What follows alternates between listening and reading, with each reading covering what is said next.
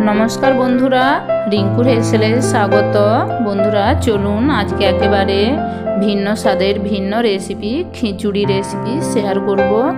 आमी एखाने परिमाण मतो डाल ओ चाल एकसाथे धुए परिष्कार करे निয়েছি। आमी যতগুলো চাল নিয়েছি ঠিক সেই পরিমাণ ডাল নিয়েছি। আমি এখানে মুগ ও মসুর দুই ধরনের ডাল নিয়েছি। আর নিয়েছি পরিমাণ মতো আলু, বিনস, গাজর, ধনেপাতা, বাঁধাকপি, ফুলকপি, সিম সমস্ত কিছু আমি পরিষ্কার করে কেটে ধুয়ে রেখেছি। আর নিয়েছি পরিমাণ মতো আদা, সয়াবিন, কাঁচা লঙ্কা, একটা ডিম, পরিমাণ মতো পেঁয়াজ ও দুটো টমেটো। আমি আদাটা আগে থেকে বেটে রাখবো। प्रथमे आमी शुकनो खलाय सामान्य परिमाण सादा जिरे हालका भेजे गुड़िए राखबो। आमी आबारो कड़ाइये परिमाण मतो तेल निয়েছি। गरम तेले आमी समस्त सब्जीगुलो हालका हलुद ओ लवण दिए हालका भावे भेजे नेब।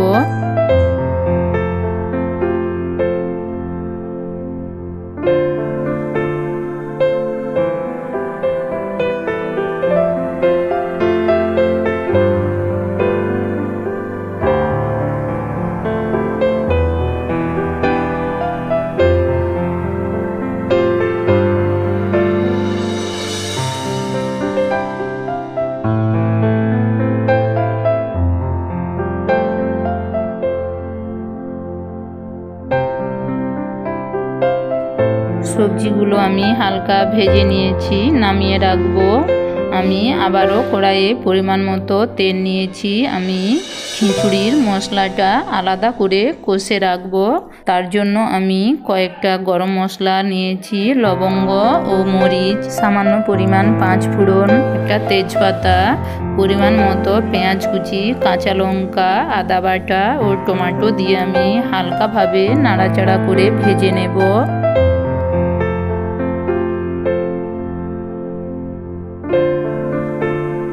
এবার আমি এর মধ্যে পরিমাণ মতো হলুদ গুঁড়ো ও লঙ্কা গুঁড়ো অ্যাড করব।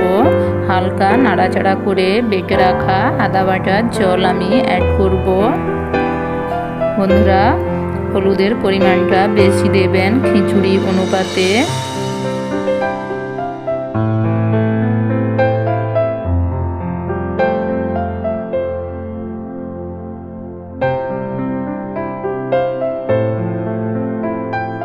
মশলাটা আমি কষে নিয়েছি। আমি একটা পাত্রে নামিয়ে রাখবো। আমি আগে থেকে গ্যাসের আঁচে জল নিয়ে হাঁড়ি বসিয়ে রেখেছি। গরম জলে আমি আগে থেকে ধুয়ে রাখা চাল ও ডাল দিয়ে ভালোভাবে ভাতটা আমি ফুটিয়ে নেব। আমি পরিমাণ মতো লবণ অ্যাড করব। আমি ঢেকে দেব।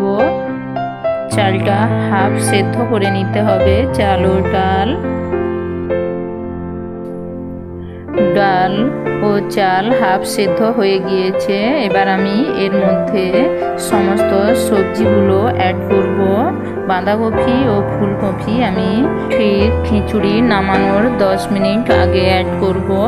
আমি নাড়াচাড়া করে আমি আরও 15 থেকে 20 মিনিটের মতো লো আঁচে সেদ্ধ করে নেব। চাল ডাল প্রায় আমার সেদ্ধ হয়ে গিয়েছে। এবার আমি এর মধ্যে থেকে যাওয়া ফুলকপি ও বাঁধাকপি অ্যাড করব।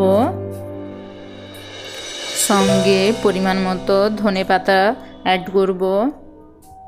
এবার আমি এর মধ্যে আগে থেকে কষে রাখা মশলা অ্যাড করব। সমস্ত কিছু আমি খুব ভালোভাবে খিচুড়ির সাথে মিশিয়ে নেব। আমি আরও কিছুটা লবণ অ্যাড করব। আমি আমার পরিমাণ অনুযায়ী নিয়েছি, আপনারা আপনাদের পরিমাণ অনুযায়ী দেবেন।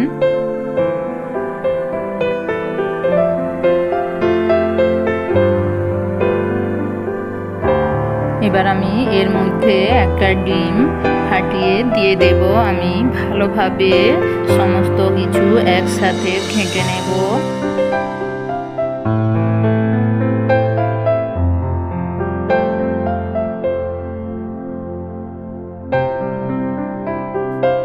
এইভাবে আমি বেশ কিছু টাইম রান্না করে নেব। প্রায় আমার হয়ে এসেছে। আমি সামান্য পরিমাণ চিনি অ্যাড করব।